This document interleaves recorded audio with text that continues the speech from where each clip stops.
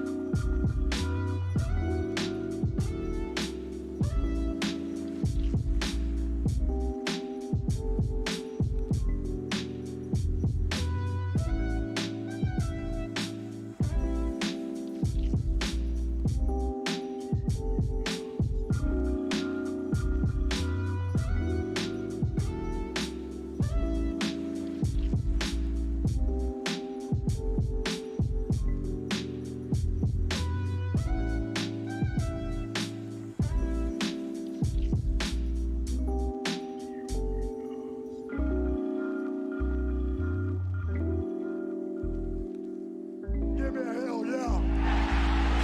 Ooh, you know what time it is. Bless up. Bless up. Bless up.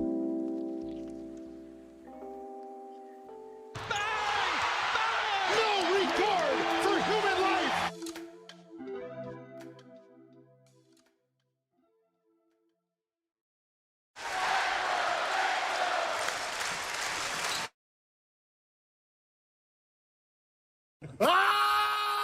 Turn the fucking jet zone. Turn the fucking jet zone. Fucking business trip. Arm the laser. I'm in the laser! Begin laser ignition!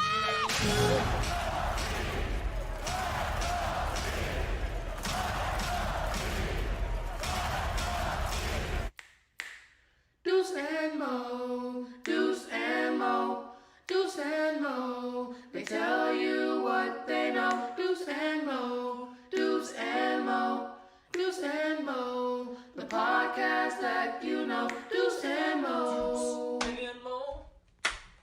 Deuce and Mo, Deuce and Mo. They tell you what they know. Do it for Deuce. some more. Do some more. Hey. Do it for do some more. When it comes to the Kings, it's my favorite show. Do it for do some more. Do some more.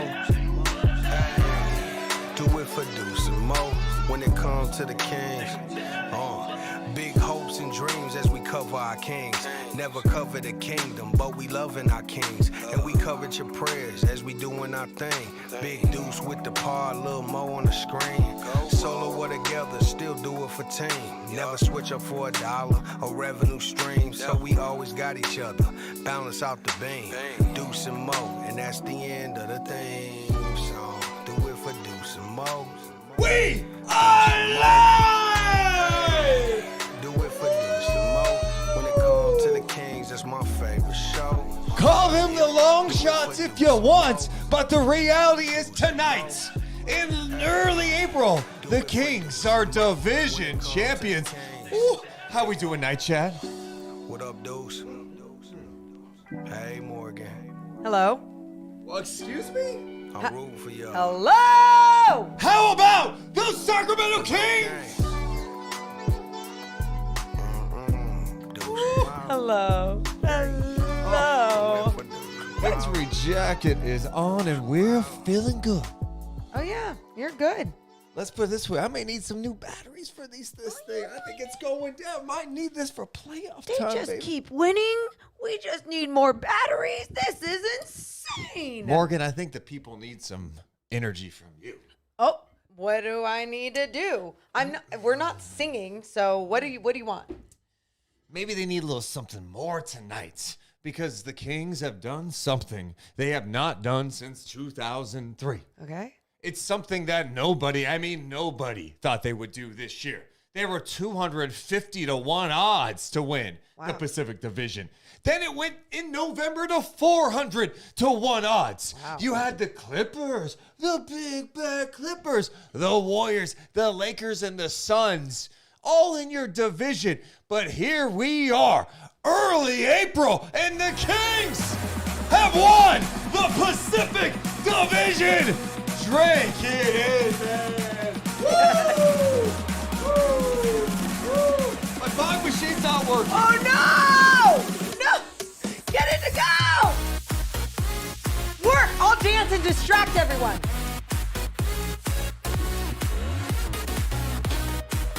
Keep looking at me. What are you doing? Make it work. Dance with me, everybody. Yeah! Come on. Give the fog machine some energy. Let's go. The fog machine needs you right now. Everybody, put your fists up in the air. Woo! Oh, slow it down. Ah! We are on! The Kings have won the Pacific Division! Get the fog rolling! Drink in those chemicals, man! Ah, the fog felt your fist pumps. And that's gonna feel them again. One more time, because we didn't get the full experience. Let's go a little repeat. This is not something that happens every day. No. They went back to back in the early 2000s. You can hang another banner. The Kings have won the division! Woo!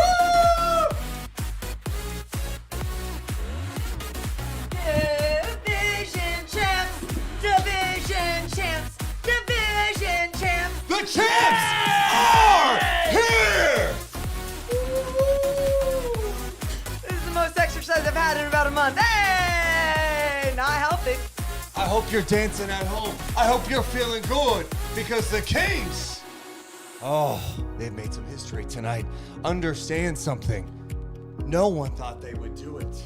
Vegas was begging you, put some money down, I dare you. And tonight, there's some people that hit it big on 400 to 1 odds. Give it up, give it up. Give it up and open a window up on her. Okay. A lot of Oh fun. my God. Okay, well, it's worth it. That's all I have to say. After not only are they the Pacific Division champs, which, by the way, I love how we don't give a shit about division champs year after year, especially when you're just not winning it, right? Sure. But they did that tonight. Give me a hell yeah. And it's how They won tonight. I'm so excited to talk about how they won tonight. It feels so good. So good. What a bounce back. I was so mad at them. I was mad at them this morning. Yeah, like you took it personally. I did. You did. Let me just drop a link in our Discord. Whew. Okay, now. Okay, so it's hard. We can't start the show with you being in like. I'll be weird- fine. I'll turn this fan on, right? No, I don't think anything works. Okay. There's a fan. There you go. Get the air circulating. There you Also, I do want to mention this. Our merch tonight is 25% off on our website, deuceandmo.com. If you use promo code Friends and this is the and symbol sign, okay? Fans 25, you get 25% off. We did not make that promo code. This promo code is done by the website, and so they're trying to give little love to everyone that use this site right now. So make sure to use that 25% off our whole site. All right, we're going to have some fun tonight. Yeah. Should we turn that off now? Is that too much for you? I mean, you could hear it. It's just kind of... Oh, and it worked. Let's get it out. Let's do a little roll call here. Sure. We're on... What day is it? It's a Tuesday night. Let's give some love to the Kings fans watching us live around the world, NBA fans around the world, including Lee. We got Melvin and Jonathan. Hey, Tony. Thank you so much for being here. We got Brooke and Toxic. Todd Packer is here. Gavano. Hey, Alex. Manny, too legit. Kendo and Jonathan. Hey, Andrew. Mike Mummy 83. Live Lack. Chewy's here. Hey, man. Chewy. Hey, Melissa Citro. Not KJJK. Hey, Landon. Relax into the black. Appreciate you being here tonight. Blue Velvet. Oh, you're the best. Hey, Andrew. Kravitron. Who else is in the building? Queef 69. Jonathan. P. Diddy. Panda. What's up, Leandro? Thanks so much for being here, Mike. Always smile in the sun. Who else am I missing? Oh, yes. CJ, the young Asian. Brian is here, and Ben's burner. Jesse James. Jamie, I'm scrolling down fast. Mr. Mav. What is up? Appreciate you guys. Hey, JoJo. Megadeth. Mary. Appreciate you guys. Shaggy. Appreciate all of you. All right. Thank you. Let's get it started. Give me a hell yeah. If you haven't yet, we're going to take some Discord calls. We'll go on Twitter Spaces too. Make sure, if you have not yet, hit the thumbs up button. Do it in celebration of the Kings securing a Pacific Division title. Hit the thumbs up and subscribe. Also, spread the word. Turn the fucking jet zone. Turn the fucking jet zone. Deuce and Mo, we're coming down in 3, 2, 1. Hit my music. Deuce and Mo. Deuce and Mo. Deuce and Mo. They tell you what they know. Deuce and Mo. Deuce and Mo. Deuce and Mo. The podcast that you know.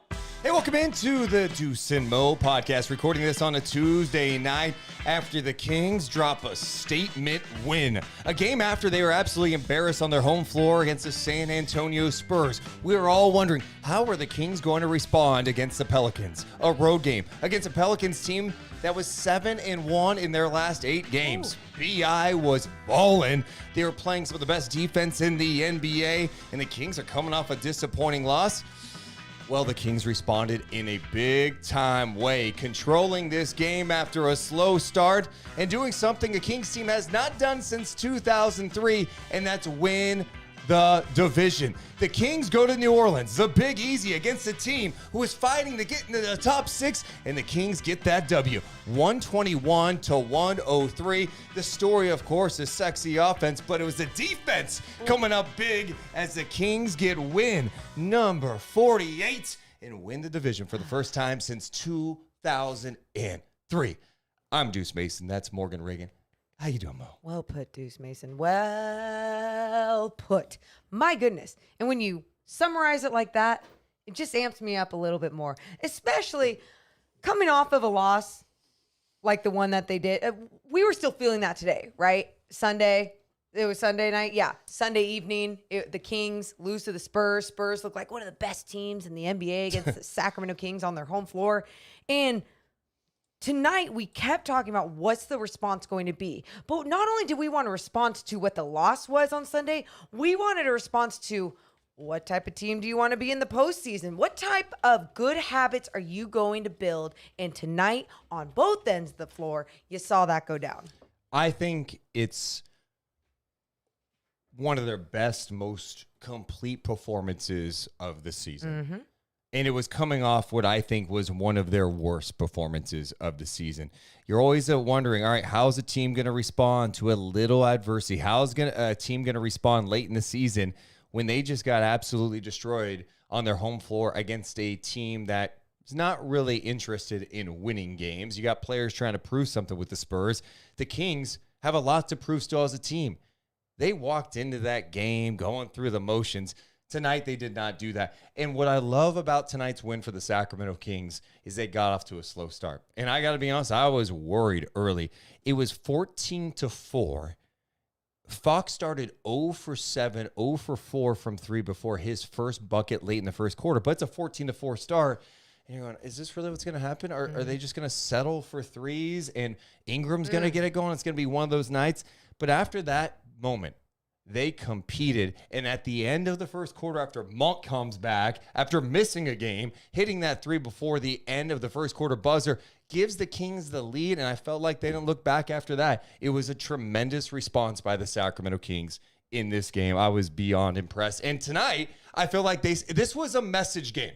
This was a game that if the Kings got knocked around and lost, I think we're all feeling like, are we going to see a short playoff series for the Kings in the first round against a team they may have to face in the first round? No, tonight they showed up, and they showed up in every facet of the game. I loved this win tonight. Yeah, and especially, like you said, the way that it started and then their quick response even to this game, right? The way that they started understanding what they needed to accomplish on the defensive end. You saw when they locked in. It wasn't only with that ball pressure. It was the way that they were really helping the gaps, and they were getting their hands up in the passing lane and just disrupting the Pelicans offense, disrupting BI, where they were trying to get it to the open man that was on that flex cut down low, but there was just too many arms there, almost allowing them to believe that there was some open space there. Couldn't get it there. Kings did a great job just being active. Ingram had 14 points early. He finished with 22 in the game. Not only that, he was 7 of 15 shooting. He had 7 rebounds, 6 assists, but 7 turnovers. I thought the Kings defense did a great job, like you just said. After a really slow start, they were engaged. Yes. This was their best, most complete defensive performance of the season tonight. Wow. Yeah, I just felt like they were engaged, and they did it. They out-rebounded the Pelicans. We're not even getting to what they did offensively. Tonight was more about, all right, what are you going to do defensively? This team has been playing some good offense, too, over this stretch where they're 7-1. We just saw them go toe-to-toe with the Golden State Warriors. Warriors take advantage late in the game after being down 20. But besides that, that was their only loss during that stretch. They were playing some great basketball. And the Kings came in tonight and they went, we're going to go ahead and show the rest of the NBA world that we're not a joke, that we can respond after a bad loss. And they did tonight. The way that they were closing out on shots, rotating over, but then also not allowing them to get the best shot off within their offense at times, right? Allowing their big to get a shot at the elbow or, forcing a late three. And the activity that was going on everywhere on the floor for the Kings on the defensive end was just really on point, and something you needed to see after not having much belief in their defense after that Spurs game, right? Guys going down straight line drives in the paint whenever they wanted. And tonight, you notice the way that they would either blitz BI or even just the hedge, like that. Exactly. I was going to say the way that they made sure to close in on the gaps and not allow anyone to attack those gaps. And sometimes that ends up being more in a zone defense, right? That's what makes it so difficult. But they were able to do that because they really understood their personnel. We talked about it all year. Browns talked about it. It's not only, okay, you get that stop. It's a multiple efforts, all right? Yeah. Because BI can pick you apart, too. You got to be careful. Everyone's got to communicate. They just looked locked in tonight. It was like a completely different team than what we saw the other day against San Antonio. And I honestly left watching tonight going, if you would have played like this during a home game, Oh my God. The fans would lose their shit. The roof would be off. I will the say building. this. What? Hopefully this is a lesson for the Kings. All right. They can play defense. They can be locked in. And this wasn't like, oh, they missed a ton of shots, just an off night. It might have been a little bit of an off night too. I thought the Kings defense was fantastic. I thought from De'Aaron, even though I didn't love the shot selection early on, he got it going late, but he was getting into C.J. McCollum. I mean, even Alex Len coming off the bench tonight was battling Valanciunas, who still scored on him, still got some looks, but he made life more challenging. You mentioned the rotations. How about Davion Mitchell getting in to Dyson Daniels, preventing him from even getting across the midcourt line, 8-second violation. Those are plays that get you going offensively. People want to talk about, oh, the Kings offense kind of sputtering at times. Well, it's amazing what this offense can look like when they get some stops. That's it. Tonight was Pete Kings. This is like, you play like this come playoff time, you're winning some playoff games. Yeah, and that's it, Deuce. The way that they were playing defense really helped their offense too, because you talked about it in the beginning of the show. The Pelicans, they're ranked 6th, I think, or going into tonight's game, they're ranked 6th in defense in the league. And you just look at how much better they've been playing basketball as a team together as of late. And the Kings, not their best basketball as of late, but then coming in here, making it that statement game, not even to say statement game going into the postseason, because there's still games to be played. I know tomorrow night against a broken Dallas Mavericks team. We'll talk about that later. But then you got the Golden State Warriors coming up on Friday as well. Another team that you could see in that 6th spot. It's like the mission is just not over yet. And I love the way they locked in on both ends of the floor. But you're exactly right. It started the way that they played defense and the way that they got physical from the start of the game. Well, from the middle of the first of the game. Yeah. I mean, after a 14-14, 14-4 start for the Pelicans, the Kings locked down. They end up winning tonight 121-103. The numbers were fantastic. I mean, Fox got off to a really slow start, but ends up finishing with 23 points, 9 assists on 10 of 23 shooting, 2 of 6 from three-point land. He had like 5 3-point attempts, I think, in that first quarter. Sabonis, another triple-double, 16 points, 12 rebounds, 11 assists. He was playing physical, playing with an edge. And we're going to talk about Keegan in a second, but Sabonis, what he creates for this team, the attention he draws, the toughness. I felt like some of the rebounds he had in this game were just big-ass rebounds, especially in the fourth quarter when you're trying to drop daggers on a team, getting big second-chance opportunities for his squad. In fact, he got one that led to a Davion Mitchell three-pointer. That was big. I loved how Sabonis played tonight. Yeah, Sabonis was just, I mean, obviously you can depend on him being aggressive, but when he knows how to really make an impact with his physicality, I think is when he's playing his best, right? It's not just being, oh, I'm setting a tone, being aggressive, being physical. It's, I'm making buckets. I'm going through guys. I am creating space for my teammates. I am getting big rebounds to create fast break points for my squad. That's the type of physical play that he brought on tonight. And you look at that first half, the Kings had 11 fast break points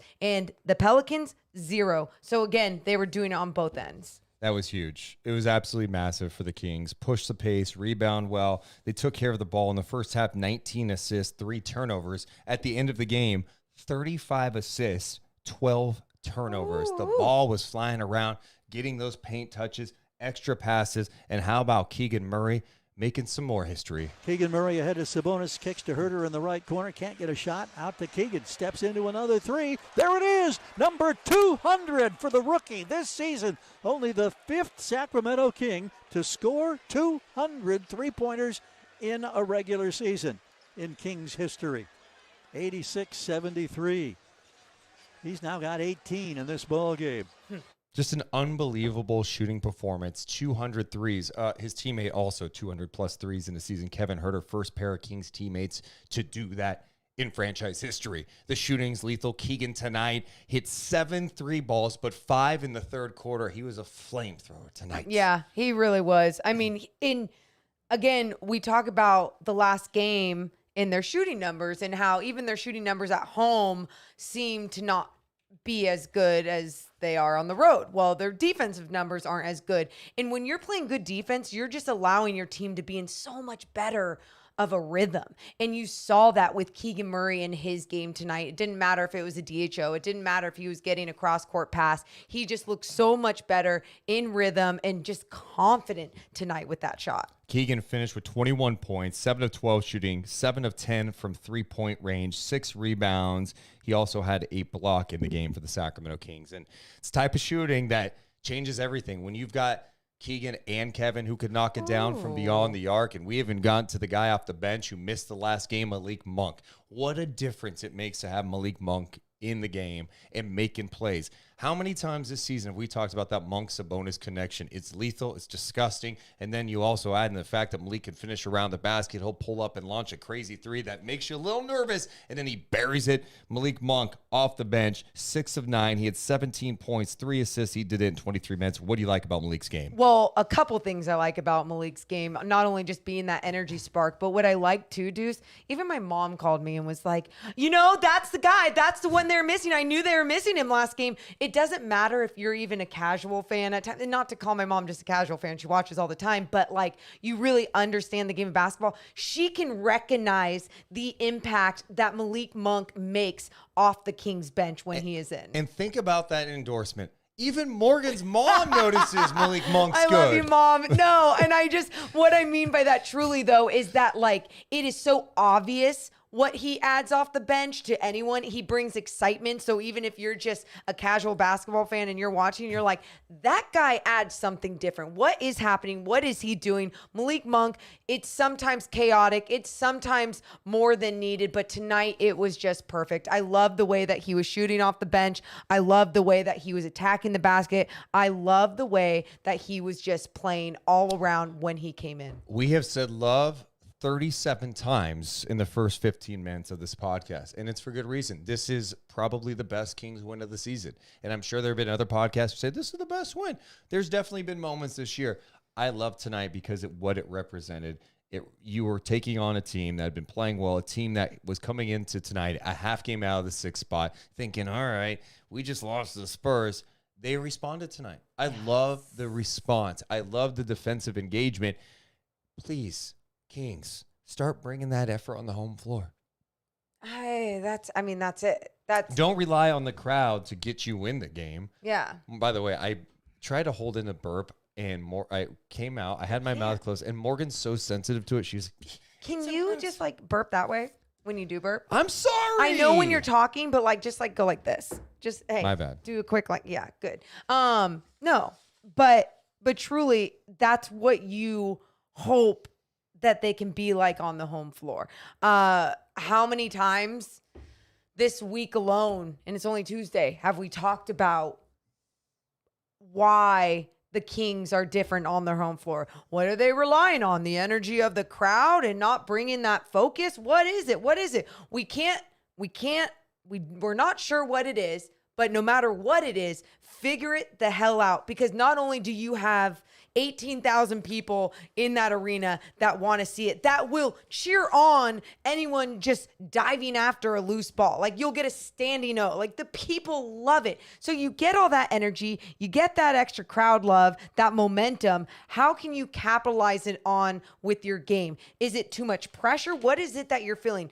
Whatever's going on, channel that pressure, channel that energy into really just locking in and mentally, right? And staying focused as soon as the game starts.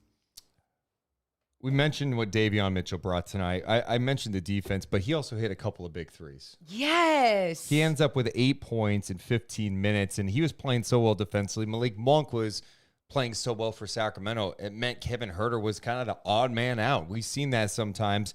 But even Kevin Huerter ends up with 5 of 10 shooting in 22 minutes. The other guys just played better. And when Davion brings that, I love that the Kings have that flexibility to bring different guys into the lineup. That, hey, you need some defense from Davion, and he's knocking down some shots. Give him some burn. Let him get some looks out there. So it was good to see him get it going. Monk, Alex Len. I mean, if I have one critique of Mike Brown this year, my question is, why did it take till game like 75 to give this guy a look? Yep.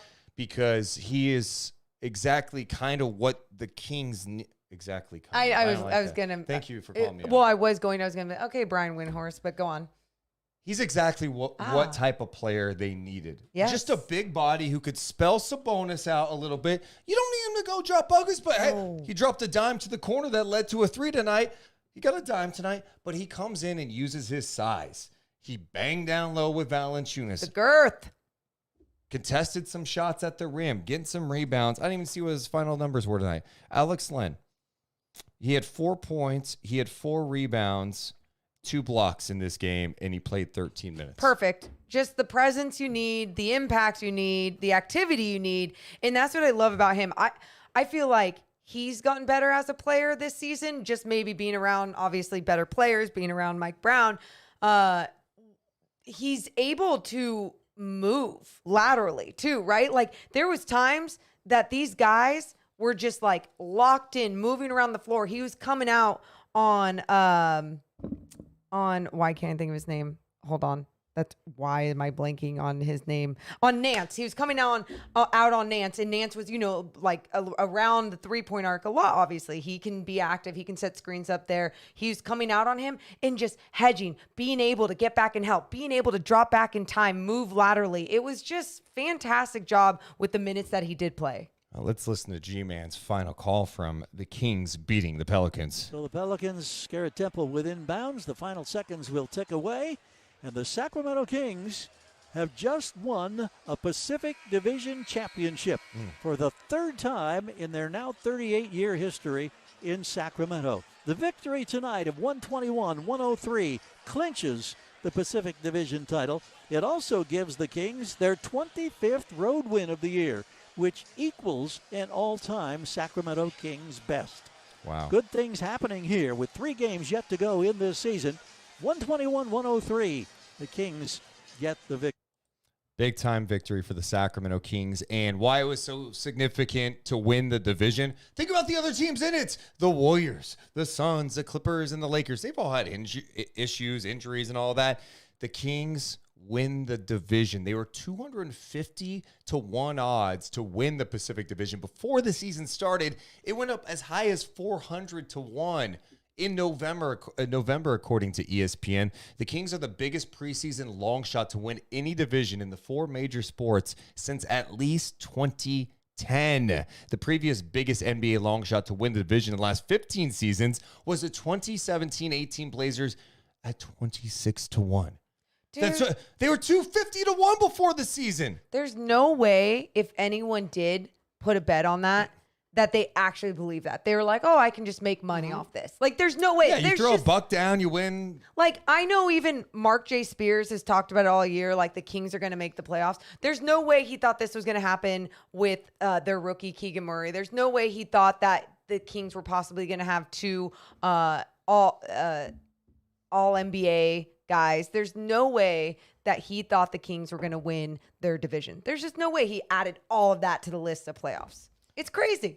It really is crazy. And another guy that deserves some love, the guy who's going to be the NBA head coach of the year, Mike Brown, after the game, was talking about the Kings win. We have not heard this yet. They did not have the chance to play it on TV, so let's all listen to Mike Brown together. That was probably our most complete game of the year.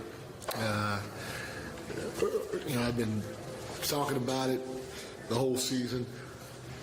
We've done it in spurts, but the physicality that we brought to the game tonight from the beginning, starting with the starting 5, was really good.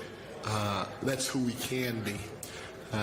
We didn't feel like we shot the ball well, but because of our physicality defensively, because we had 5 guys on a string defensively with a sense of urgency, it helped us stay in the game when we went down early and eventually take the lead towards the end of the first. And it didn't matter who we put out on the floor.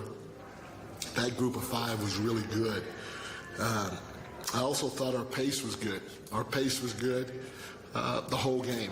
We put pressure on them, play after play after play.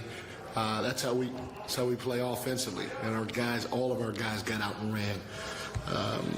I thought our ability to hit the offensive glass and convert those 11 offensive rebounds and the 19-second chance points was huge. Once you meet with a TurboTax expert. Okay, I can't. We got to put ads that fast. We got to put ads. Do we need to like? We need YouTube Premium. Okay, that's. That needs to be a podcast charge, yeah. Terrible timing on these ads. Yeah. We're like a minute in. All right. Let's continue on, Mike Brown. I can go down the line. HB was phenomenal. You're not stopping a guy like Brandon Ingram. He had 22 points. He almost shot 50% from the field, but all you could do is make him work. And I thought the combination of HB and Kessler made him work for his shots tonight. Keegan was fantastic. He just eclipsed the 200 made three-pointers in a single season. No telling what he's going to end up with this year. So he's obviously smashed the rookie record, and he still has a lot of time to even create more separation. Domas, a triple-double, is just phenomenal. I think he's tied Oscar Robertson with the single-double record for triple-doubles in the franchise with 13. Yes. 13. So, he's just a machine for us on both ends of the floor. Kevin was phenomenal. He didn't hit his shots early on, but his movement that created a lot of separation and had the defense leaning, created open looks for his teammates. Foxy, his pressure, pushing the ball all night was phenomenal to finish with 23 and 9. Davion, the pressure that he puts on the ball when he's guarding it, especially in pick and roll situations for a young guy. We can't teach that. That's a gift that he has. And then the 8-second violation, he did that all himself. That was big time. Trey didn't make shots, but his presence defensively, his physicality out there the whole time he was out there, his ability to get in there and mix it up, hit bodies, was phenomenal. Malik, he was great. On both ends of the floor, he created a lot of advantages for all of our guys throughout the course of the game. And, he's what a true six-man should be. His ability to score, his ability to facilitate for others, his defense tonight was off the charts. And then, Alex Len. Alex hadn't played but a few games, and that size in the paint has been great because he's used it well, and his physicality, he's used it well. So just a great team effort by everybody. It's a great way to win and on the road and become division champs. Salute to the entire group in that locker room. What did it mean? You've been here for 1 year, but to give the chain to Miguel, what's he meant to you guys, and what do you think that meant to him, and what do you think the season's meant to him? A guy in his position doesn't get much recognition, and he's probably the hardest working guy. Him and Lucas, our two equipment guys, they're probably the hardest working two individuals in our organization. They're there when we're home sleeping, but they also got to be there before we get up and get there. So for Miguel to do what he's done for all these years and not experience the jubilation and the togetherness and the excitement and the passion and the energy that the players in that locker room have brought to the organization, to the city of Sacramento, for him to experience it. For him, the experience was amazing. It was amazing. Like, in that moment, King's trying to make that YouTube money, huh? Asshole. Like, come on. That was a moment. A really cool moment. And he was referencing Miguel Lopez, a longtime equipment manager with the Sacramento Kings, who they gave the defensive player of the game chain to tonight. And that's cool. That's just cool. That was a guy that Mike Brown was talking about the other game, where Wes Wilcox, the assistant GM, came into Mike Brown's office after the game, was talking about Miguel. And Mike Brown's like, "Is everything okay?" He goes, "Yeah," he was crying a little bit. "What's going on?" He was getting emotional because he has never been through something like this season. Like he's never experienced something that made him so happy. Right, so special. It's beautiful. And what makes it so special, you guys, because when you're part of a company or a team that really values each and every person equally, it doesn't matter if it's the person performing on the floor that makes millions. It doesn't matter if it's the equipment manager, the ambassador, whoever it is. When you have a leader that truly values everyone on the same page, then everyone's on the same page and everyone wins. And that's what creates this type of fun around a squad. Can we give some love to the people watching us live tonight, Morgan Reagan, the people who have been with us for years now, even some of the newbies. We met some newcomers when I was at the airport the other night. Oh, yeah, you were. Some people, I just started listening to you guys this year. Aww. Thank you.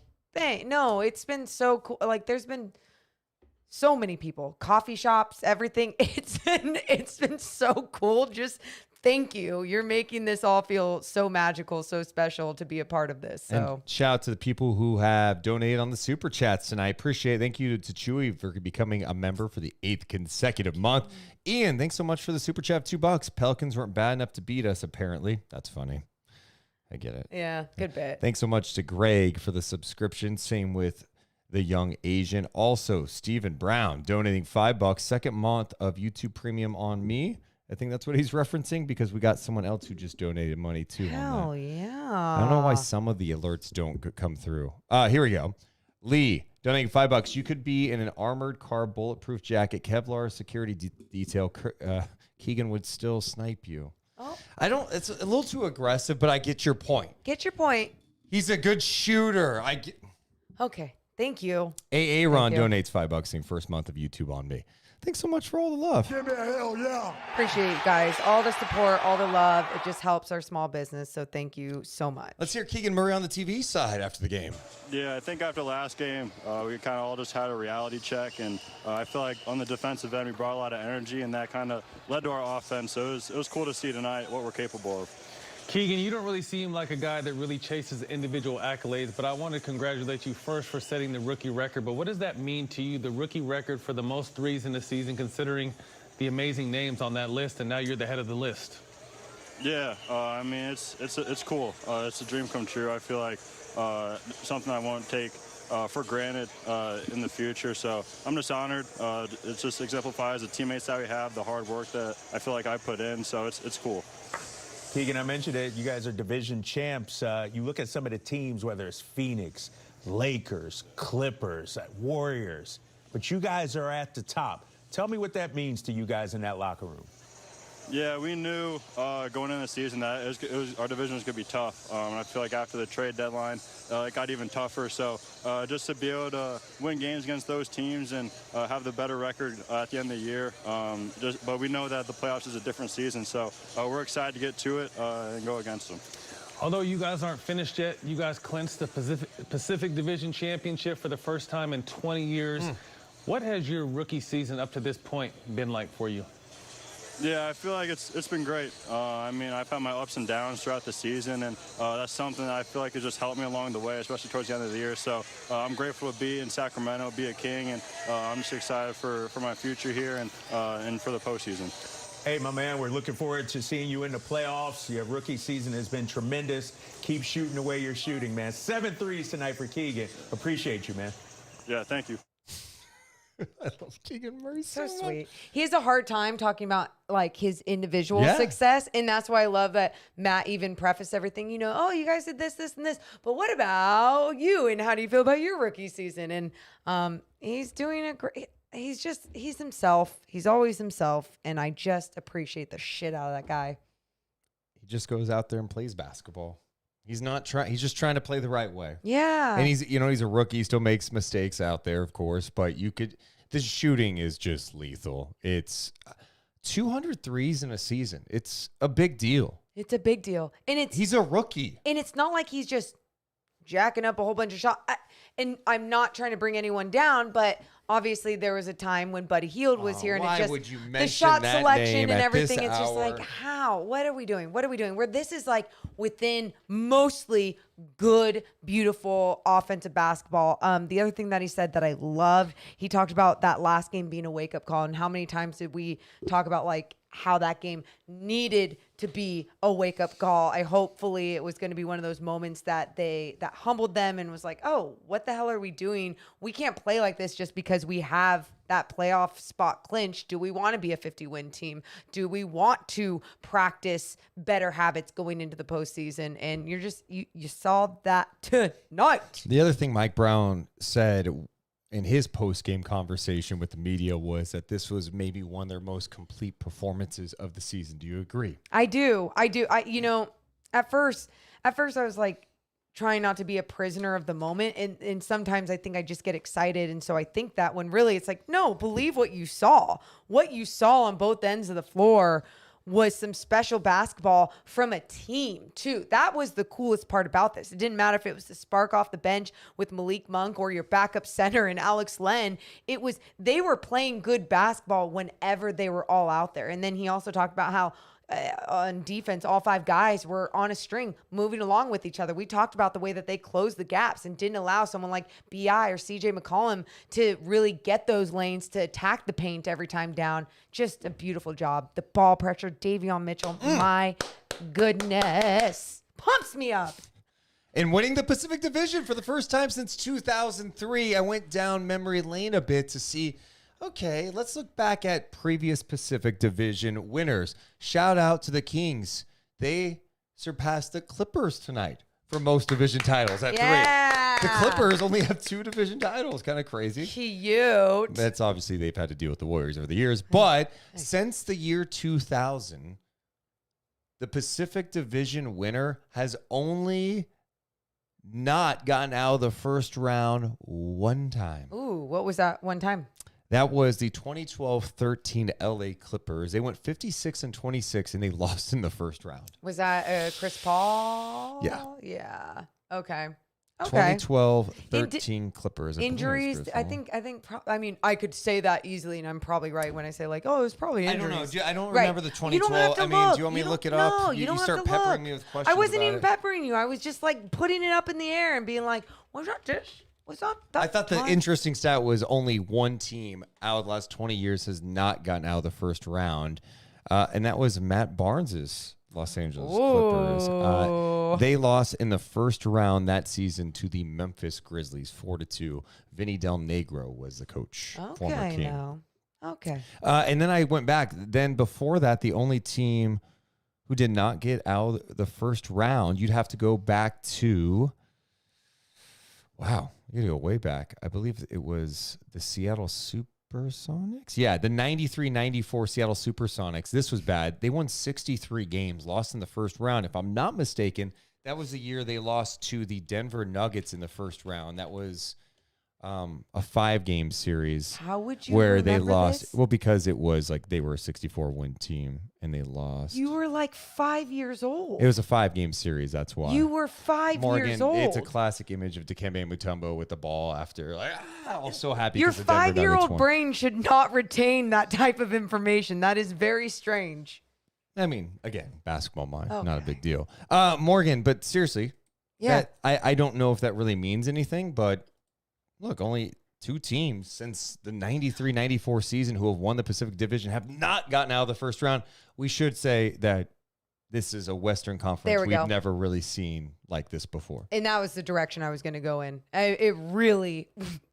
This is insane what we're witnessing with the Western Conference. And I think, too, that's what's made this play-in tournament so fun when you look at the teams that are in that mix because of the competitive play in this Western Conference. The fact that there hasn't been one team. I mean, you look at what the Nuggets did. I think Jokic, I saw some terrible stat from him tonight. But again, we can go and look at all the box scores and see what everyone did, but just not really know what happened with their time and everything. But either way, they ended up losing to the Houston Rockets. Yeah, Jokic had 14 points. Tonight? They lost to Houston? They lost to Houston. Oh my Jokic in 25 God. minutes, he only had 14 points, 10 rebounds, 0 for 2 from three-point land, 7 of 13 from the field. But, I mean, again, it just... The Nuggets. The Houston Rockets were up by as many as 21. Oh, they won by 21. But that was a biggest lead. That's insane. Yeah. No, and I mean, I saw a few Wow. things, but I didn't really get to do much before we actually came on here. But my point being, teams in this Western Conference, there's teams that are finally finding their groove, getting healthy, and finding their way. And then there's teams at the top that are kind of looking a little odd. Let's be honest about it. What? Almost every team in the West is pretty sus. Wiggins was back in the arena tonight for the Golden State Warriors. Got a nice ovation. They were taking on OKC. Let's get to some comments, though. Yeah. Brad says, basketball savant, Deuce Mason. Thank you. Thank you for knowing that. No, I obviously know it. Yeah. Steven, Deuce memorized everything else to escape his traumatizing reality. Okay. Is that true? Probably. Yeah. Also, someone said that Jamal Murray went down in that game. Oh, okay. Yeah, because he only played 9 minutes. Oh, my God. Do we know what the injury was? If anyone knows it, put it in the chat. Otherwise, we'll take it. Well, that's significant. Yeah. Thumb injury. Is that what it? Really? Okay.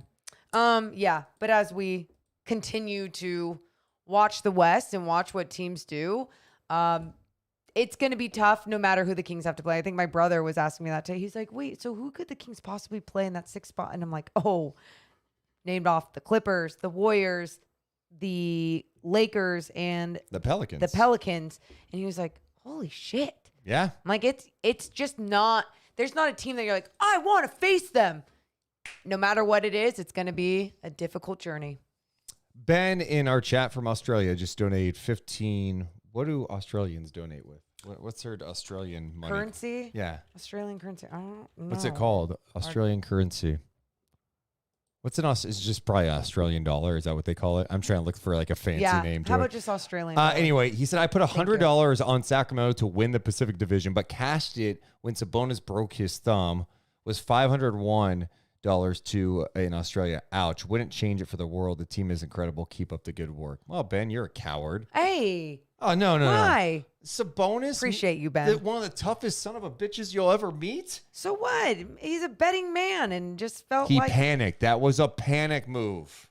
Whatever. I mean, I don't bet at all, so I would have just left it in there anyway. Oh, thanks, Jay. They're called Deli Bucks. That makes sense. Oh! Yeah, I forgot that Australia named it after Dellavedova. That makes sense. The Deli Bucks. Yes. Kurt P trying to take away from me knowing the Sonics Nuggets series. In Deuce's defense, I've heard people talk about the Denver-Seattle series for decades because it was the first time an 8 seed ever beat a 1 seed. Yes, for sure. And then the next time it was significant was 1 versus 8 when the Warriors, the We Believe team, beat the Dallas Mavericks in a 7-game series. That was the first time that was done. KYBK. Yeah, know your basketball, kids. We've got more on the podcast in just a second. We do need to mention a couple of things that were presented tonight by our buddy Sean Stanfield over at guaranteedrateandrate.com/Sean Stanfield. Hey, maybe refinancing makes sense for you. For some, like, no, it doesn't. My rate's great. But if you have questions if it does make sense, Sean is your guy. If you're thinking about purchasing a house, you want to know, do I have the money to do it? What can I do to make it happen? Hit up Sean. He's a big Kings fan. We've known him for over a decade. He's helped other podcast listeners too, from refinancing to purchasing. You can hit him up via call or text. His personal number is 916-276-7563. That's 916-276-7563. You can also go to his website, contact him there at rate.com/Sean Stanfield. Equal housing lender, subject to credit approval. NMLS ID number 349707, company NMLS ID number 2611.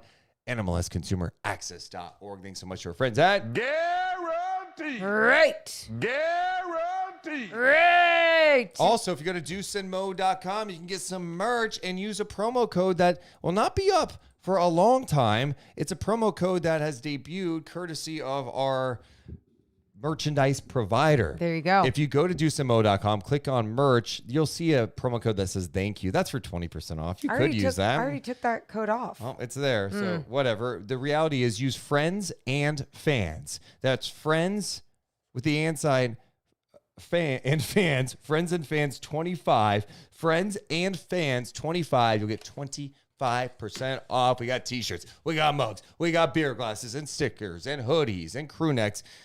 We got new logos, old logos, NWO, Tower Records style ones, Night Chat. It's all at deucemo.com. All the way on merch. Up till April 17th, that promo code will be gone. Yes. Probably one of the bigger promo codes that you'll get to with this site. So Exactly. Oh, and also I meant to tell you I had someone DM me for Sean's information today too. Nice. So everyone looking for information from Sean Samfield. So next up for the Sacramento Kings, a matchup with the Dallas Mavericks. But before we get there, let's give some love to this Kings fan who put out on social media a picture of Mike Brown, and then the side-by-side is a picture of his leg. He missed leg day, apparently. But he got Mike Brown's smiling face tattooed on his leg. He tweeted, said I'd do it if they made the playoffs. He came through and got a picture of Mike Brown on his leg. I love it. I love it so much. Obviously, I'm someone who will also be getting a tattoo. I'll make sure to share that with everyone too. I've had people reach out saying they want to get the same tattoo. So you're more than welcome once I put that out there. But well done by the artist. Beautiful tattoo. I mean, I kind of am jealous that I'm not getting Mike Brown tattooed on me. Gotta say. What? A little bit of a gamble. What was? I mean, wouldn't you go a logo, something like that? No, Mike Brown's perfect. That is perfect. What if Mike Brown flamed out in 3 years? It's not going to happen, but what if? He's a perfect It's person. a memory. Yeah, he's He's a perfect like he's amazing. I love him so much. I'd want him tattooed on my body. Hey, way to pay up fast, too. And that is a good tattoo, man. I know. I wasn't even going to get mine until this summer, and then NBC's like, we want to shoot it. So I can't get it until the end of the month, but whatever. We're going to push to get that earlier. I already did. Oof. Okay. Yep. But yeah, huge love to this Kings fan who got a picture of Mike Brown tattooed on his leg. So cool. Wow, that's badass. Yep. Next up for the Sacramento Kings, Morgan, quick turnaround. They take on the Dallas Mavericks, who have lost 3 in a row. They're 37-42. There was some talk, could they look to shut down Luka and Kyrie?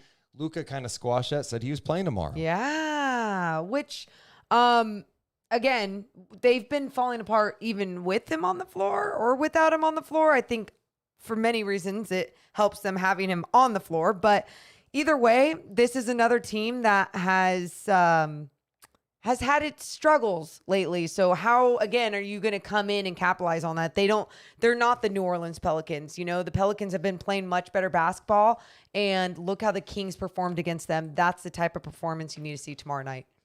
It's no doubt about it, a must win. OKC looks like they're going to be on their way to a loss against the Golden State Warriors. Wow. Well, there's still time left in that game. Who knows? Oh. But if the score holds, if Golden State's able to win, Dallas will enter tomorrow's game against the Kings a half game out of the 10th spot in the NBA Western Conference. So a half game out of the play-in. Dallas has to win the game. They're also a team that's been an absolute mess, and there's a lot of reasons for it. I mean, I think the trade has completely backfired. I think they lost a lot of defense. They don't have the size and rebounding. Their defense is atrocious. They haven't been a good team. And tomorrow is a time for the Sacramento Kings to take out the shovel, play the role of the Undertaker. This is a coffin match. We're going to open up that coffin. No. It's got to be a big one, though. And you put Luka in there, nice. and you bury the Dallas Mavericks. How sweet would it be if the Kings won back-to-back games on the road to get to win number 49 and in the process put a dagger in the heart of the Dallas Mavericks? Yeah. Okay, we get it. We get it. Yes, rest in peace, all that jazz.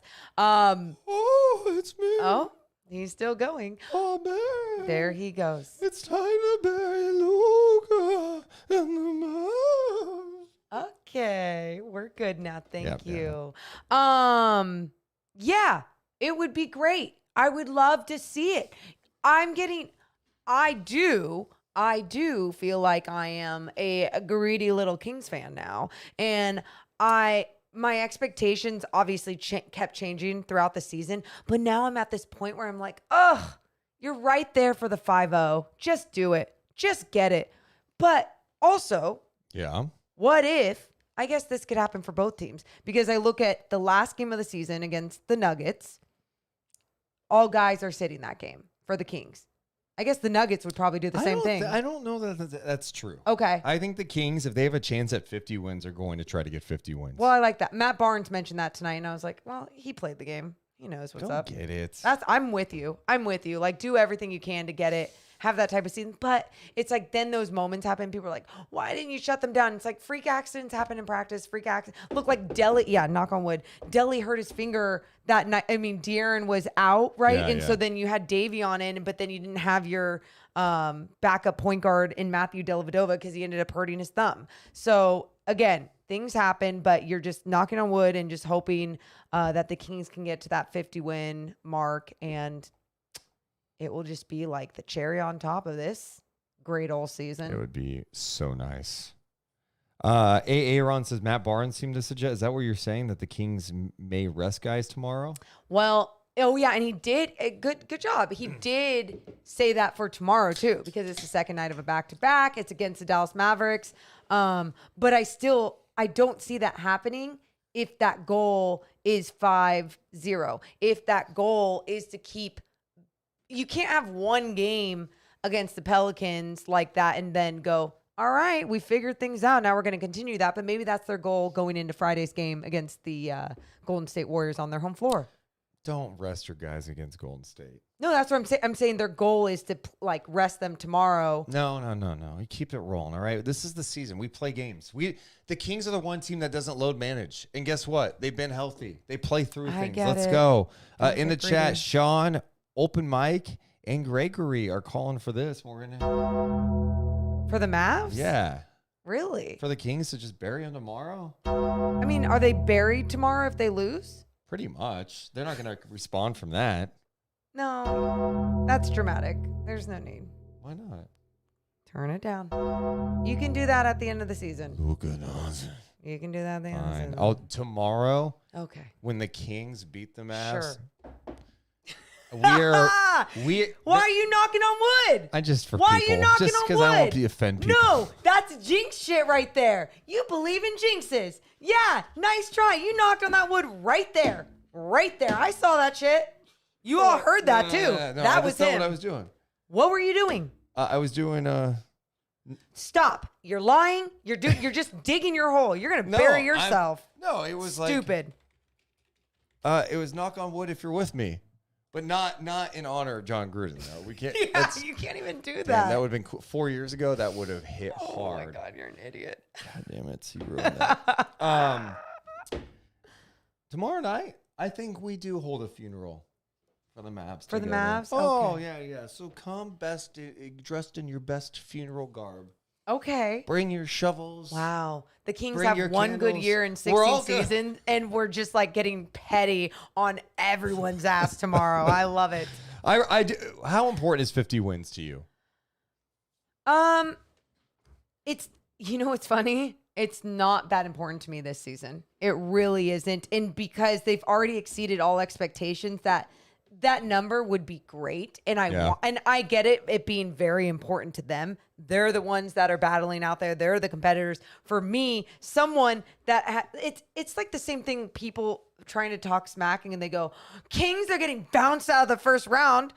Oh, okay. I don't care that you're saying that, because one, they still have a very good chance in the first round in the playoffs. They're just as good as any team in this Western Conference. But two, okay, they finally made the playoffs. Like, how can they grow from this season for next season? That would be my take on it. And I feel like if they don't get to that 50 mark, that needs to be the goal for next season. Like, that needs to be I'm sure that was their goal from the start this season. Championship, let's go, let's do this. But you just see how real it is now, and you see them building that sustainable success. And I go, next season, those will be my goals.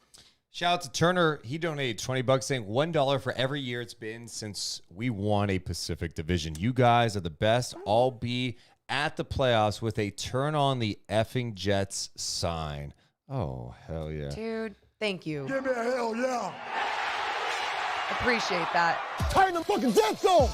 Turn the fucking Jets on. Also, was it just me or did it seem like Mike Brown was extra vocal on the sidelines tonight? Like, I thought it was Tom Thibodeau out there, the way he was talking. Like, he was, pace, run. He was talking a lot tonight. I liked it. I mean, I didn't recognize anything different, but maybe that's. You didn't notice it?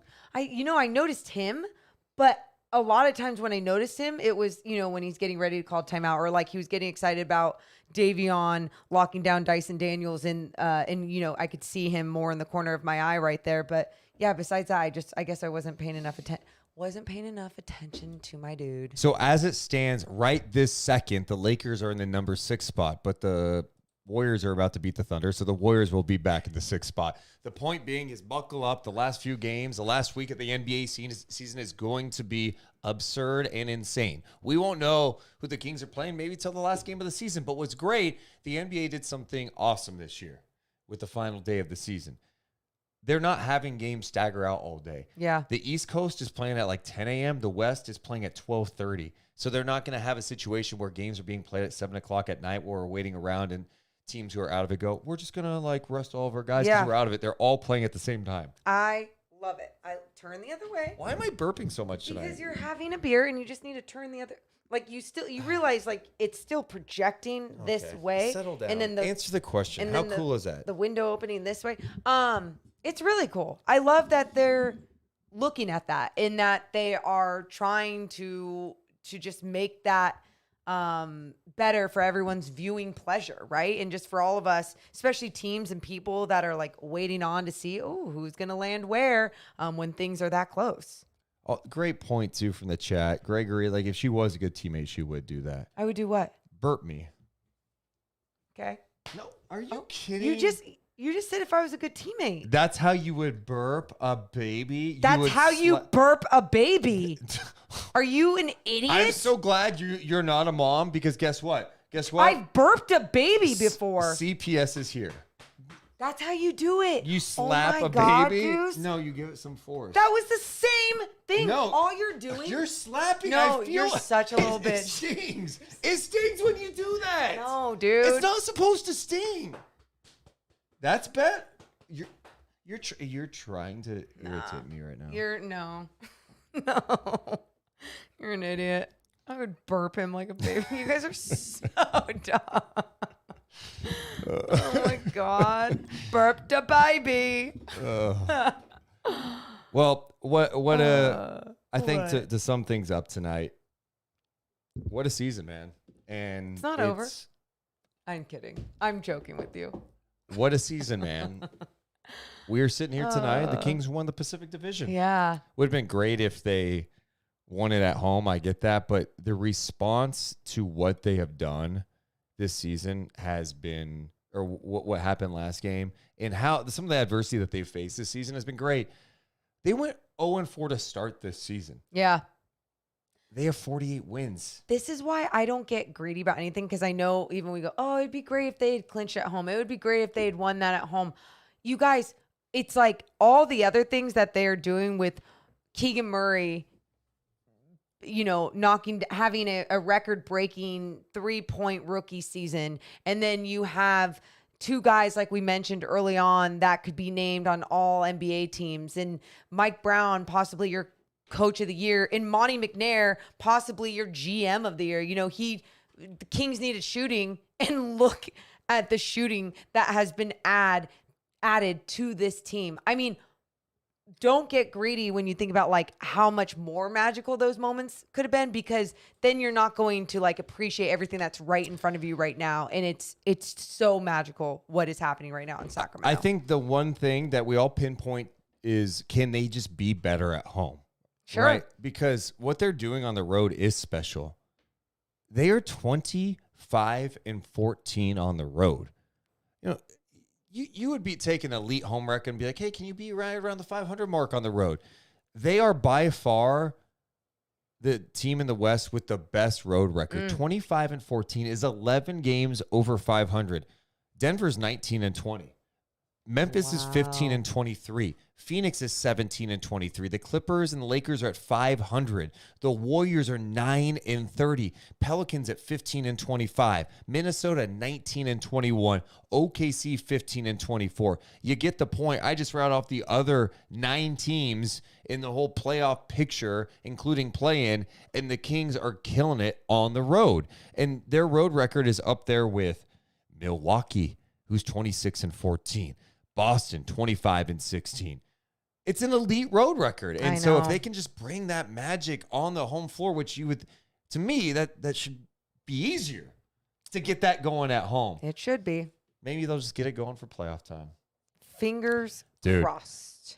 Also, what? Next week at this time, NBA play-in. We are a week away from the NBA play-in, and then coming up on Saturday, April 15th, playoffs start. I'm thinking the Kings end up kicking things off April 15th for game 1 and then game 2 on the 17th. I could be wrong on that, but that's what I've heard. And make sure you're here next week, even for all the play-in content. We'll be talking about all those games, anything that's going on at Kings practices. We will be here even when there's not Kings Dude, games. we're going to have so much content on this YouTube channel. Make sure to be locked in, youtube.com/@DeuceandMo. Let's talk with our guy Ross real fast before we wrap things up. Rob. Hey, Ross, what's up, Hi, dude? Ross. What's my friends, man? And it's been a fun season, man. Just so happy for you guys, happy for the community. Dude, it's been special to see. Man, I this want to talk about the. I kind of want to talk about the home record, like you guys were talking about. I honestly have been thinking since early on, it's just the pressure of this fan base. Like, it's this like building of, just this 20 years, nothing, and you can feel the fans want to explode. But I don't think it's the worst thing in the world because I think clinching and whatever happens in the playoffs just kind of takes the pressure off. And going into next year, I don't think it's going to be that same kind of pressure. I think it'll fall off. And imagine what it's like if we can actually, look at like whatever the Bucks home record is, and Philly and Denver, they're like 30-5 and crazy numbers like that. So it's just kind of to think about what this team could be, learning how to play on the road and figure out home next year. Yeah, I hope it doesn't take till next year. Get it going playoff time. Like it shouldn't be hard to win at home. That's the thing. If winning on the road is so much more challenging because you're not feeding off the crowd. It's the energy you have to create. And if they can just go, hey, we're at home, let's pretend like it's a road game. The crowd doesn't exist. Let's play our game. Because if you play the game and you get the type of defensive stops that they got tonight on the road in the Big Easy against New Orleans, you're going to have 18,000 plus going crazy. The crowd would have been obnoxious tonight had the Kings done that at home. No, for sure. And I've been at a few games this year, and when they go on like a 12-0 run, it's insane. But I honestly do think that like almost clinching moment and then, having it happen again, that you got to think that they a little bit feel the crowd just like so close to it, and then they go on the road, they just play their battle. So maybe now that it's gone and they just got to get out and play basketball, maybe that's all it needed. I hope so, man, because the playoffs could be really special, especially with how the West is this year. They're going to have a shot. Yeah, for sure. Appreciate you guys.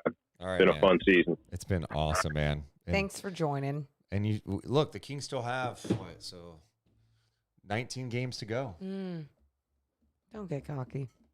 What? I said don't get cocky. Well, they've got 3 regular season games, and then they're likely not losing a playoff game. So that's 16. There's 19. Good. I mean, if you want to say there's 22 games left, we can say that. Okay. 22? Great. I honestly, could you imagine? No. Okay, let's not right now. No. One game at a time, man. Yes. Hey, what's up, Fox believer, Murray supporter? Hello. Good What's evening. up, man? What do you like tonight? What do you have to say? Give me a second. I'm about to finish highlights here. Just kidding. What I like tonight. Well, we're Pacific Division champions. I mean, that's what we got to be excited about, right? You're right. Fuck you mean? The Kings ain't going nowhere. It's real. The Kings are real. They are. Is that all your? But I mean, did you really not watch the game? No, I didn't watch the game. I'm sorry. Oh my God, it was such a fun game.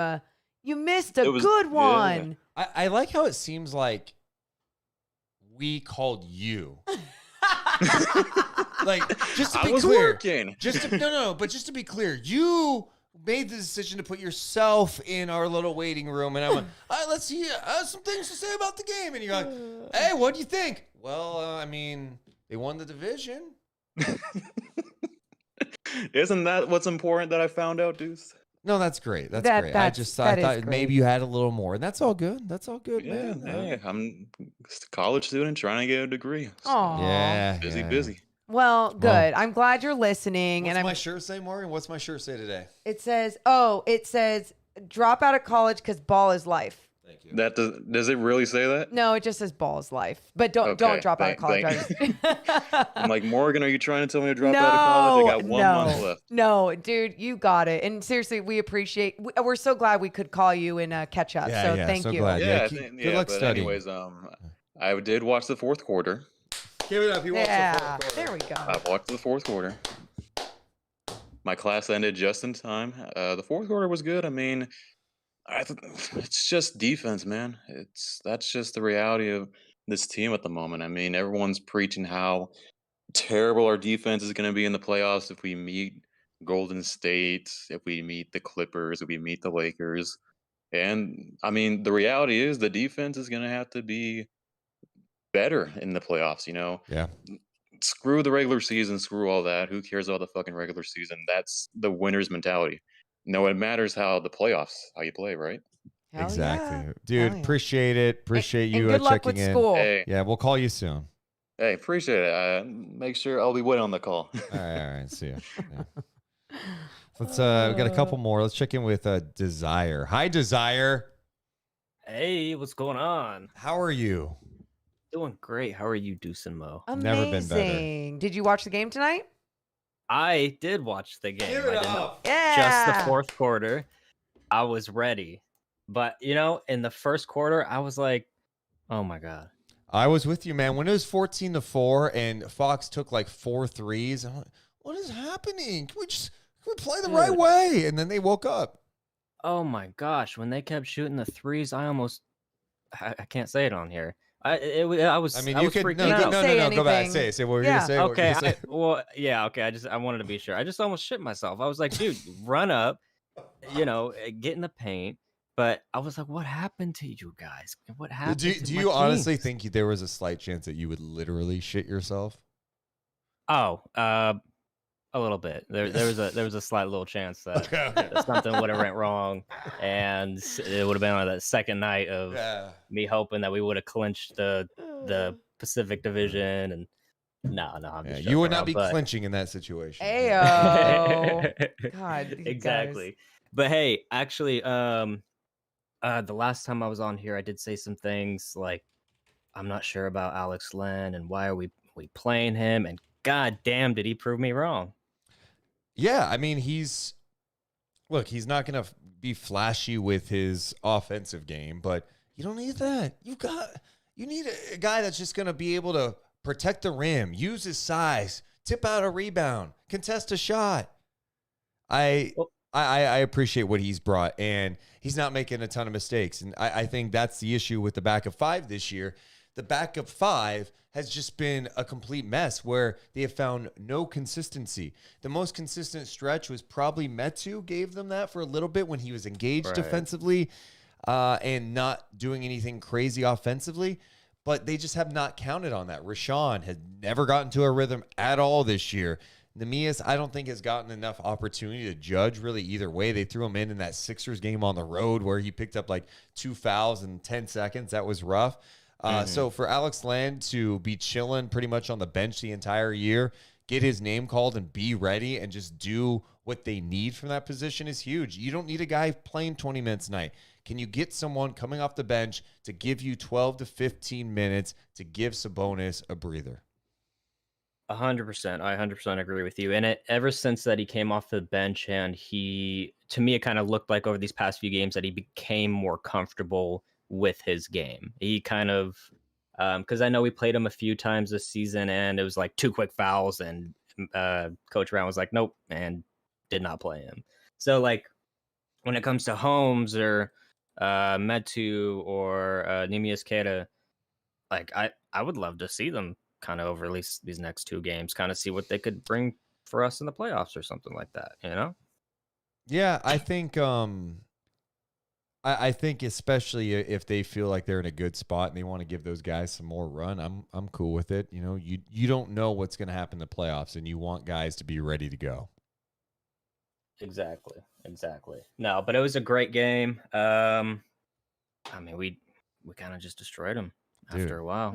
I mean, honestly, they did. Like, they got it after the first quarter. The Kings owned that game. Well, they took off, and then even in that fourth quarter, though, when they put in everyone else, and it was like 3 minutes left or whatever it was, and then the Pelicans started chipping away and made it that 19-point game with with like 90 seconds left, and I was like, oh, this just I just don't like any of this, but shouldn't have doubted it because they did just fine. Watching Keegan too get hot like that is so fun. It's so fun. It is so fun because he's so smooth with the way he plays, but just his demeanor and his body language, it's just like, yep, I did it. He's such a sweet kid too. When he went down, I think what was it, the first quarter when Domas accidentally hit him, I was like, oh no. Oh yeah, in the head. Yeah, he was rubbing his head for a while. Yeah. But I at this point, man, do we even need home court advantage? Because we are playing good on the road. It's too late. You're stuck in the top 4 now. I mean, you're stuck. I think we need to trade. No, I think they can. I think they can play well at home. I think that they can get it going. I'd be more concerned if they were like awful on the road at this point. You know. Well, hey, Desire, thanks for checking in as always, dude. Yeah, definitely, guys. It was good talking to you. Appreciate you. All right, let's check in with our guy, the future general manager in the NBA.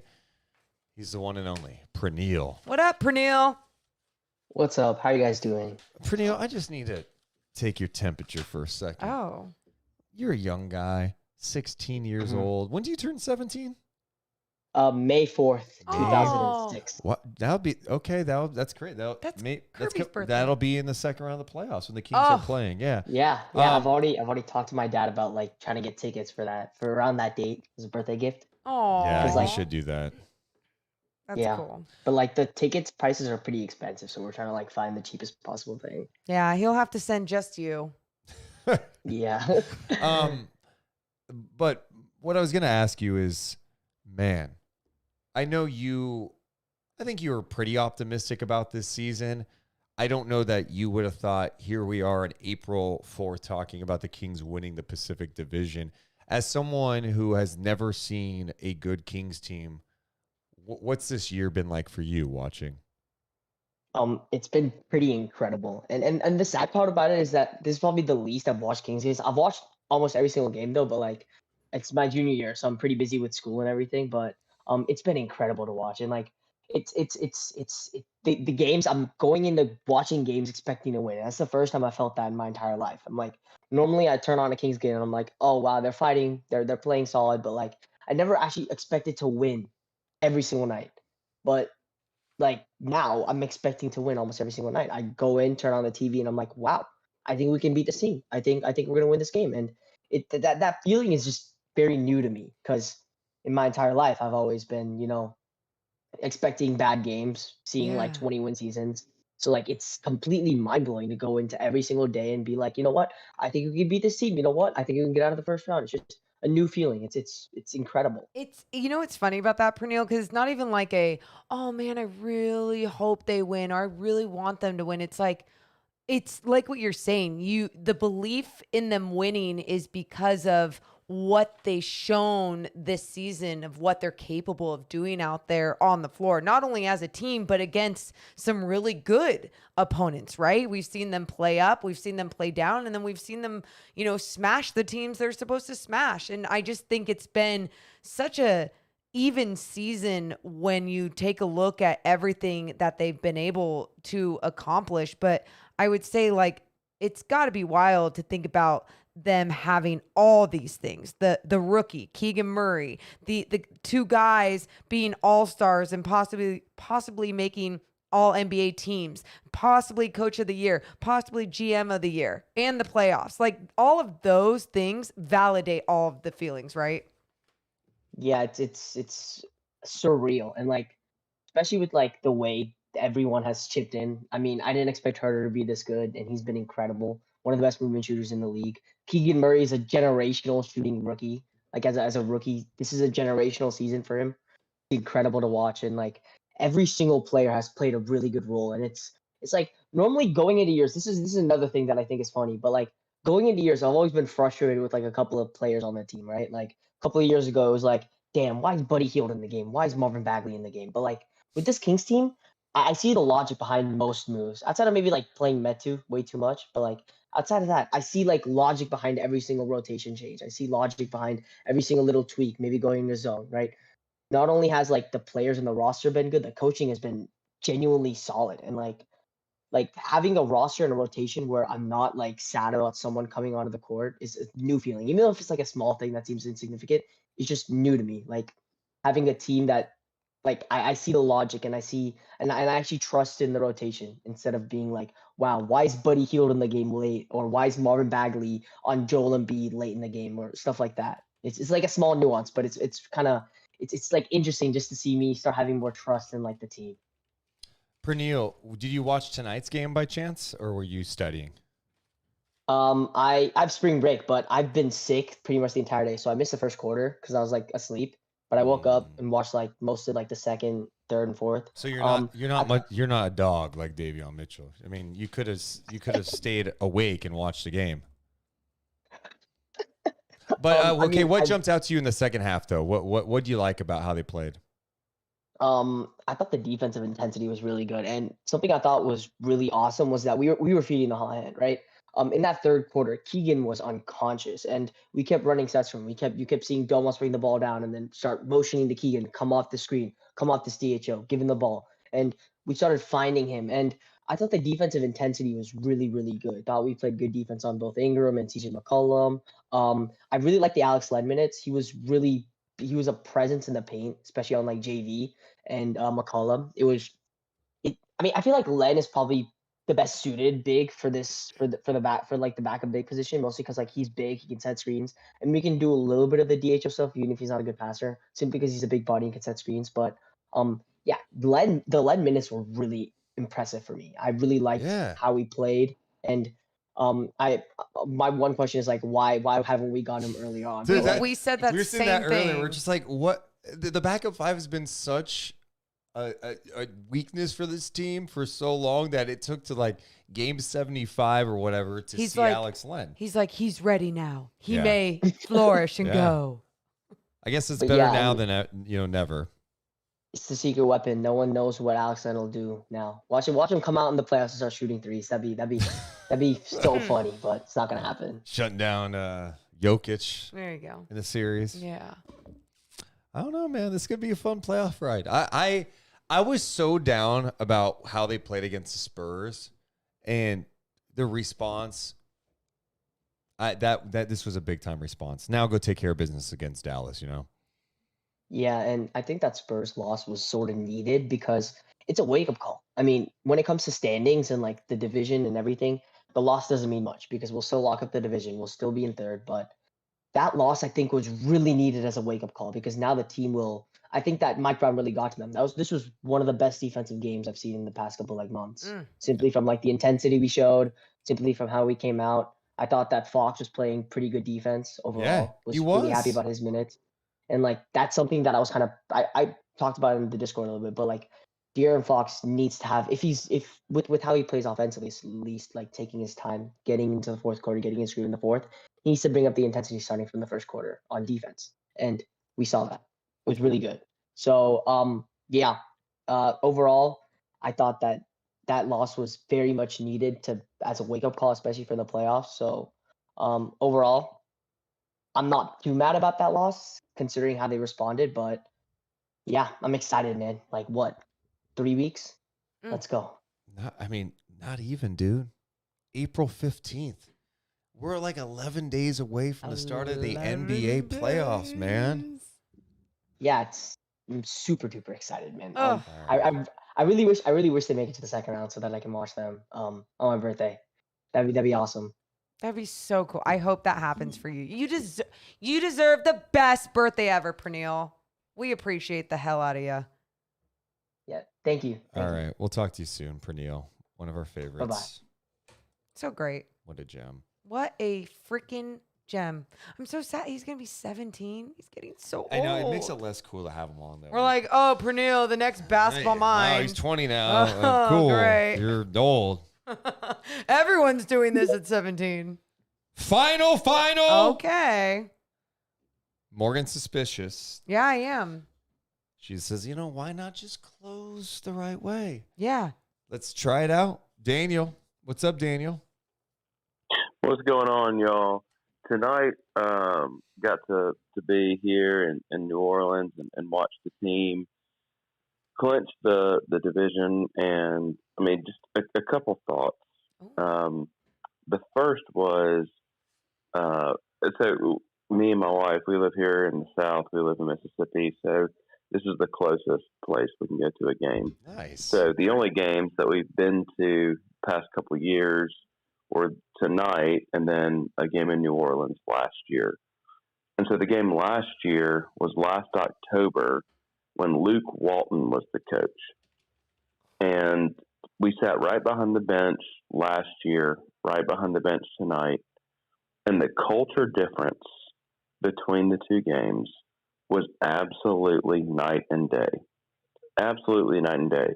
Like, I will never forget last year, we were playing bad on defense. We ended up winning the game last year, but we were playing pretty rough on D, and Luke just lost his mind, yelled a bunch of just garbage, and broke a clipboard. And that was his coaching. And tonight, like all night, no matter what happened, it was an absolute team effort. Whenever someone came off the floor, high fives everywhere, encouragement everywhere. Like, no matter what, it was an absolute team effort. And it was so unbelievable. And I looked at my wife, who really doesn't know that much about basketball, and she was like, this is so different, and I think I understand why this team is good.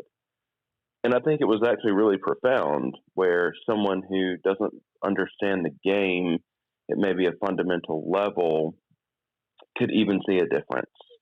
Because that's how different this team is, and that's how different the coaching staff is, and the players are, and that is why this team is different.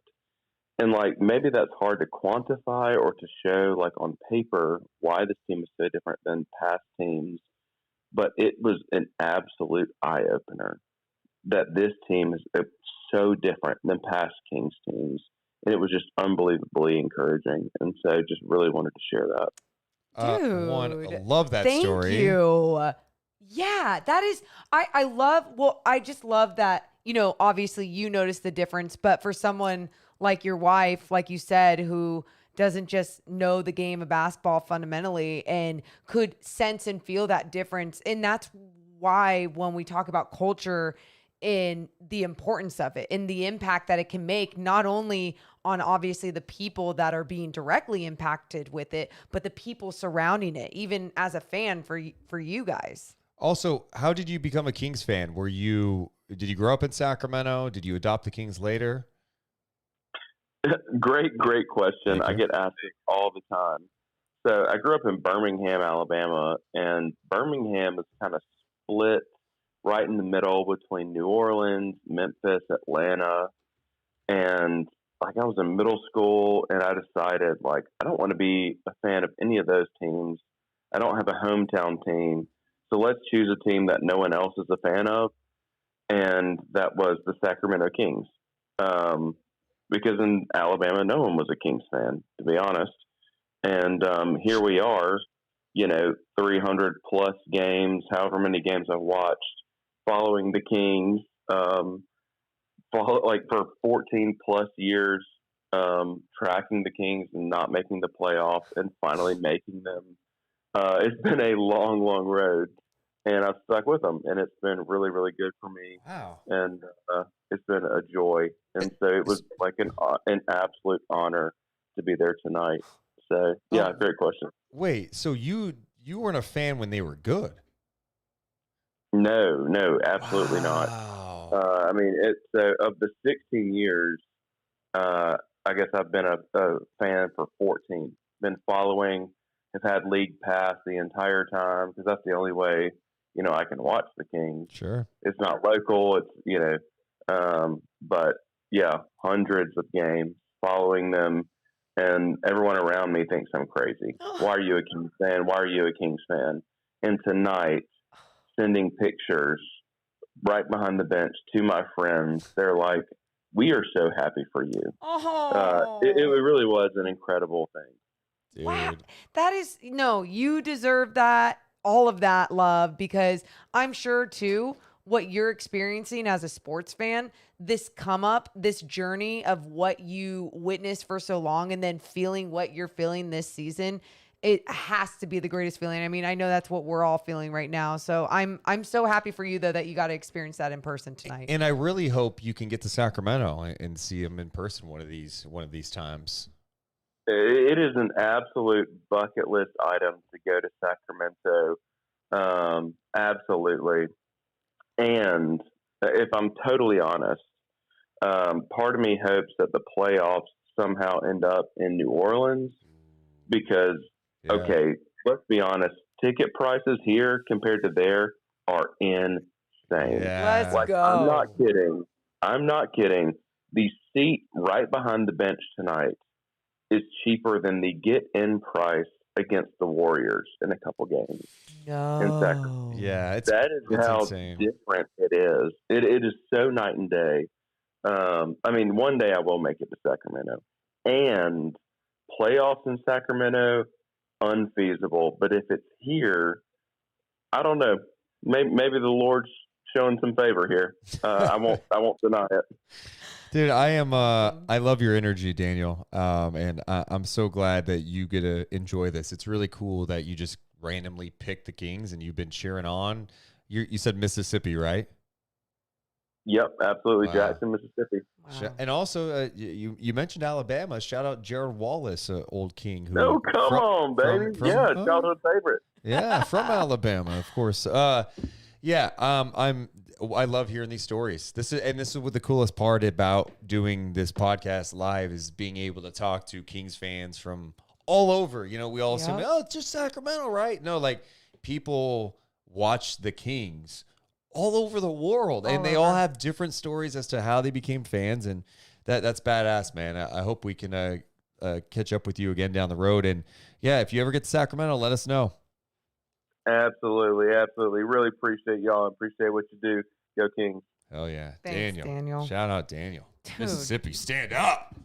Mississippi. How cool is that? That was a really cool story. That was I am obviously happy for all of us. I'm happy for him. Like what a weird thing to do to be like, that's going to be the team I follow, and to stay loyal to that team and probably feeling like, wait, is this team ever going to win? Is this ever going to happen? And then he gets to feel every ounce of joy with all of us. Too cool.